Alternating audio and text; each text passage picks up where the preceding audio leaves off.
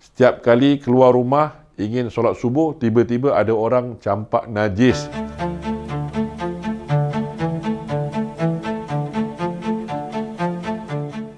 Tahukah anda bahawasanya hidup kita ini tidak sepi daripada ujian? Bila mana Allah menguji kita, pastilah jawapannya kita harus bersabar terlebih dahulu. Bila mana kita bersabar, Allah bersama orang-orang yang sabar. Dalam Al-Quran, Allah Ta'ala berfirman, A'udzubillahi minasyaitanirrajim, Innallaha ma'as sabirin. Yang maksudnya sesungguhnya Allah Subhanahu wa Ta'ala bersama-sama dengan orang yang bersabar.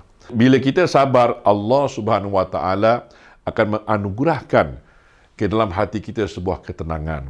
Tenang itulah harga yang paling mahal. Bila kita damai dalam hati kita, sudah tentulah kita akan membawa energi positif untuk memotivasi diri kita dan orang sekitar kita.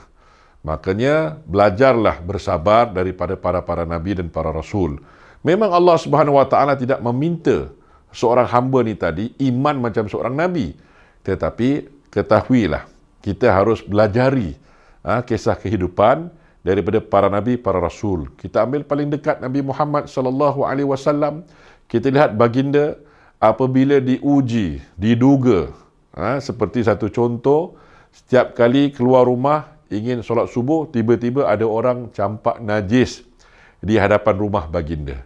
Kalau hal itu yang bersifat agama Islam, pastilah Rasulullah akan, orang kata, interact. Tapi Nabi bersabar. Kenapa? Itu peribadi Nabi yang dianiaya atau yang dilakukan sesuatu tidak baik. Maka Nabi bersabar, bersihkan, Nabi langsung pergi solat di masjid, Nabi pulang seperti biasa. Hal itu berlaku hari-hari, sampailah seminggu, kemudian minggu yang seterusnya, Nabi keluar sudah tiada lagi najis di hadapan rumah baginda. Nabi pergi, solat berjemaah di masjid, solat subuh. Pulang Nabi bertanya, perbuatan siapakah itu yang seringkali? Memang jiran tetangga tahu siapa, nak kata jiran tetangga, inilah dia seorang wanita Yahudi yang tidak suka pada Rasulullah. Akhirnya Nabi kata, hari ini aku tak nampak najis lagi. Maka ada tetangga mengatakan, dia sedang sakit ya Rasulullah. Nabi pun bergegas pulang ke rumah, bertanya kepada Aisyah radhiyallahu anha, isteri baginda, ada tak apa-apa untuk dibawa untuk ziarah orang yang sedang sakit? Adalah ketika itu bubur campur kurma, Nabi bawa. Nabi pergi jumpa orang yang anyai Rasulullah hari-hari campak najis. Nabi ziarah dia dan Nabi ucapkan selamat, semoga segera sembuh. Bahkan bukan itu saja, bubur yang dibawa ni Nabi suapin, Nabi suap, berikan kepada orang yang bikin zalim pada Rasulullah. Akhirnya berlinang air mata orang yang zalim tadi. Dikata apa? Memang benarlah engkau ni Rasulullah. Dan dia mengucapkan 2 kalimah syahadat, masuk Islam. Ini contoh sebuah kesabaran membawa sebuah kemenangan dan kemanisan iman di masa akan datang. Begitulah kehidupan kita, teman-teman sekalian. Sudah tentulah kita ni diuji hari-hari. Ujian ekonomi lah, ujian bisnes lah, ujian belajar lah, ujian sesama pasangan hidup lah. Semua kita akan diuji. Tiada orang terlepas daripada ujian.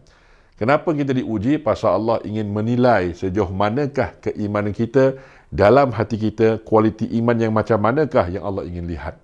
Justru itu, belajarlah bersabar, belajarlah kisah-kisah daripada para nabi, para rasul, agar kita termotivasi untuk menjadi ibadus salihin, ibadur rahman, ibadur rahim, yang Allah sayang, Allah kasih kepada kita, kerana kita memerlukan Allah Ta'ala dalam seluruh proses kehidupan kita.